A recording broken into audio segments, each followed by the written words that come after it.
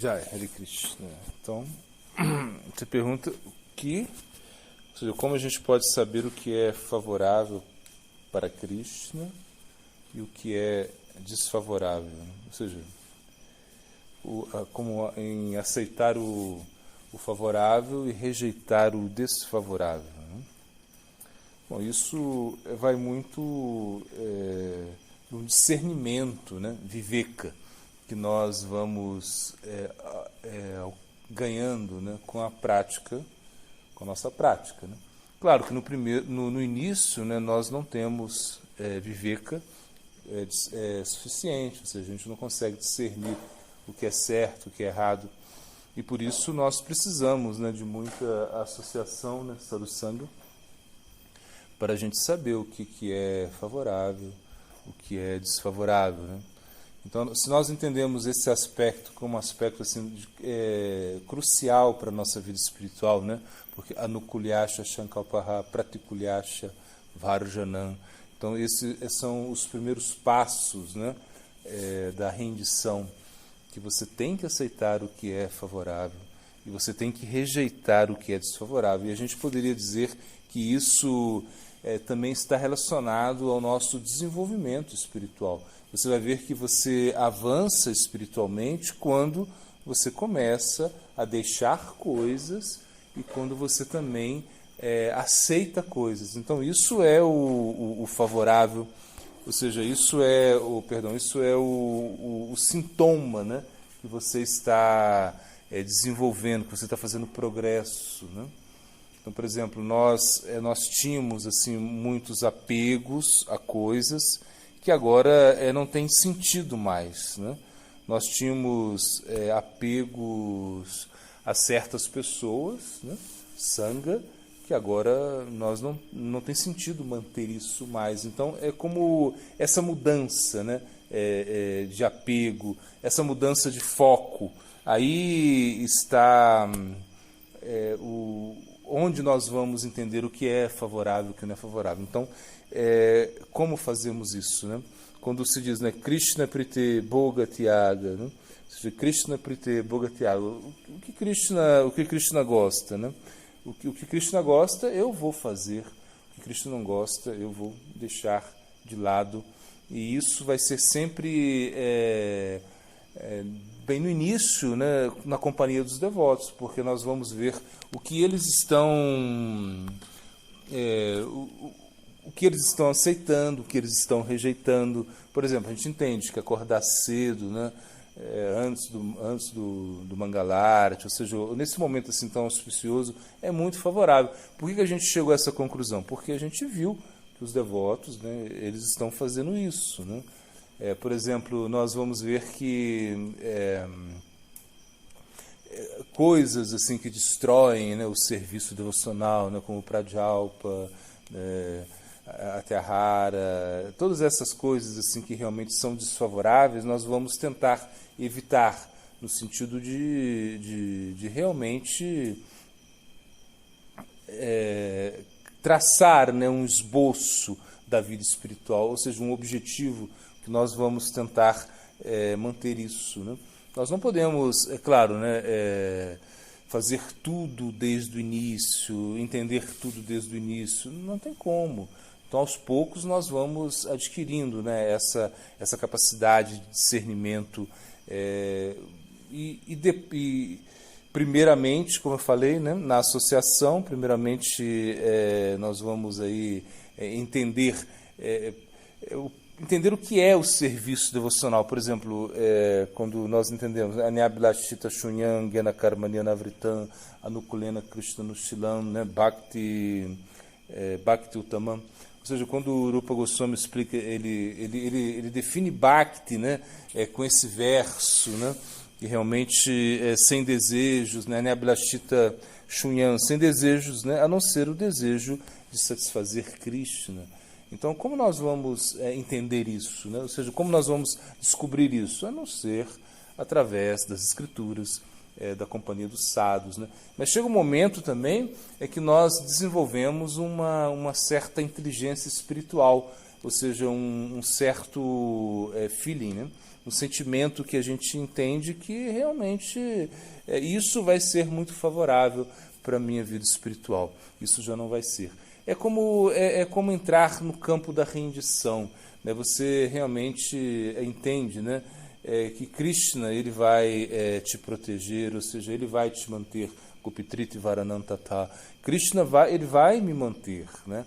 Então eu tenho que acreditar nisso. Então se eu ficar muito preocupado com a minha manutenção pessoal, né?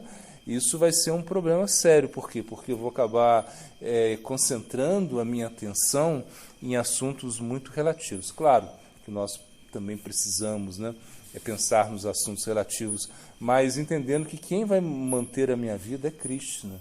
Então esse é o plano da rendição, né? Entender onde vamos chegar, né? E como vamos atuar. Então em algum momento nós vamos também desenvolver esse sentimento assim de perceber o que realmente eu devo fazer, o que eu não devo fazer, porque nem sempre, né, nós vamos ter o sadhu, nós vamos ter instrução do guru diretamente na nossa vida. Em algum momento nós vamos ter que perceber, poxa, isso é favorável para a minha vida espiritual, ou isso não é favorável. De onde vai sair? Isso vai sair de uma conexão assim com o Paramatma. Nesse momento o Paramatma se manifesta na nossa vida e nós podemos perceber que realmente isso é muito importante, né? Saber aonde pisar, né? O Bhakti, esse caminho do Bhakti, nós vamos ter que descobrir, né? Onde eu posso pisar, o que eu vou ter que evitar, né? E isso vai mudar o meu comportamento. No início é somente uma mudança de comportamento, né? Você deixa, né, de lado as más companhias, você aceita com muito entusiasmo a boa companhia, né? E isso significa o quê? A boa companhia, a sadhusanga, das pessoas que estão praticando, das pessoas que desenvolvem um desejo muito genuíno, né, de buscar Krishna. Então você vai querer estar na companhia dessas pessoas, porque essas pessoas vão realmente ser a sua fonte de inspiração. Então você vê que o favorável está aí. No início é assim, depois você já começa a ser mais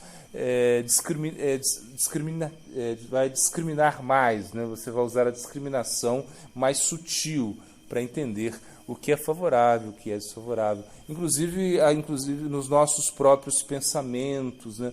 Na nossa própria prática, no nosso bhajna, porque no nosso bhajna, ainda que você possa ter alguns conselhos, né, do sadhu, né, do guru, você vai ter que, por você mesmo, descobrir, né, o que é mais favorável, o que é desfavorável para a sua prática de bhajana, ou seja, desde a postura que você adota, o ritmo que você canta, quantas horas você consegue dormir, né? Que, por exemplo, se poderia pensar, né?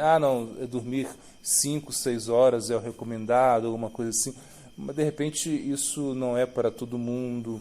Então, é uma coisa que Ekadashi, por exemplo, jejuar em Ekadashi, talvez seja muito bom para muitas pessoas, né? E, claro, essa é a instrução do Shastra, né, que a gente deveria, como a gente viu esses dias, né?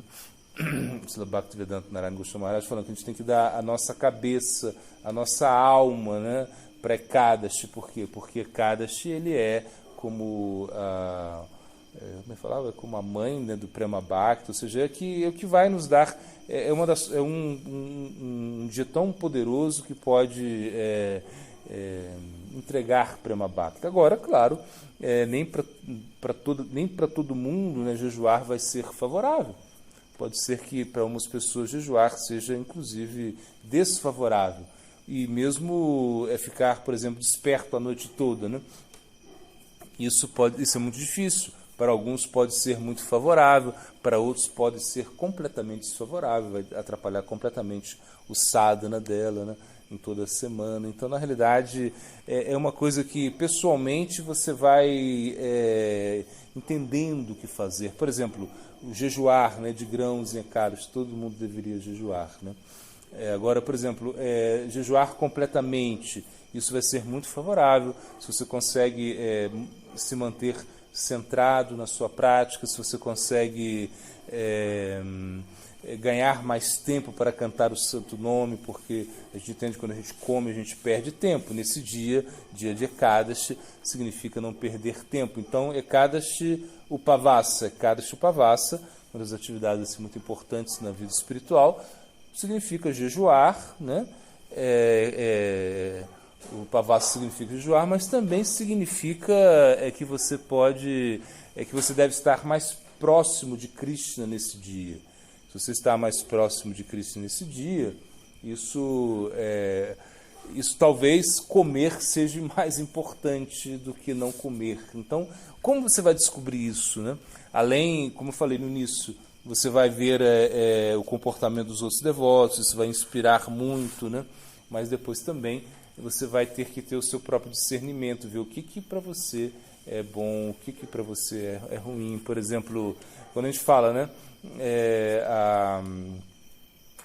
Prajalpa, né? Você falar coisas desnecessárias, né? Quando você pensa que o que é isso, né? O que eu devo falar, né? O que não é prajalpa, o que não vai ser, o que vai ser prajalpa mesmo, né? Vai ser aquilo que cria, né? Um sentimento adverso ao Bhakti, um sentimento que leva você a invejar, que leva você a querer prejudicar as pessoas. Então, isso é completamente desfavorável, né? E aí você pensa, eu só vou falar de Krishna, isso deveria ser o ideal, né? Mas se artificialmente também a gente tentar fazer isso, vai ser prejudicial. Então, o que é favorável, o que é desfavorável, como perceber isso, né? Resumindo, você tem que, primeiramente, no início, você vai ver o comportamento dos sadakas, das pessoas que estão praticando. Isso vai ser uma guia muito importante. Você vai se guiar também pelos shastras, pelas escrituras, né? Como a gente pega o Parishambrita, por exemplo, ele traz um manual assim, do que é favorável, do que é desfavorável, ou seja, daquilo que você vai ter que enfrentar, né? Por exemplo, você vai ter que enfrentar o quê? As urgências, né? da fala, da mente, da ira, do estômago, da língua, né? Dos genitais. Tudo isso é uma coisa que você vai ter que enfrentar para entrar no Bhakti, como a gente viu aqui na aula, né? Comentário de Radharaman. Ou seja, para você entrar no Bhakti, você tem que tolerar essas urgências. Aí você está na porta do Bhakti, ou seja, do Bhakti com gosto, né? O Bhakti com sentimento. Isso é o Bhakti verdadeiro. Até então você vai estar lutando para se estabelecer. Não que você não esteja praticando Bhakti, você vai estar praticando Bhakti, só que a sua luta é diferente. Então você vê isso, né? Esse conselho dos Shastras, então você já vai traçando o seu caminho, né? Também de acordo com a sua posição. Por exemplo, se você é um brahmachari, então, por exemplo, servir, né? Se dedicar completamente, estar sempre na companhia, né, de outros brahmacharis, de sannyasis, isso vai ser extremamente favorável, né? Se você é um grihasta, você tem já que pensar em outras coisas, tem que pensar na manutenção da sua família, tem que pensar em proteger a família, pensar em cuidar dos filhos.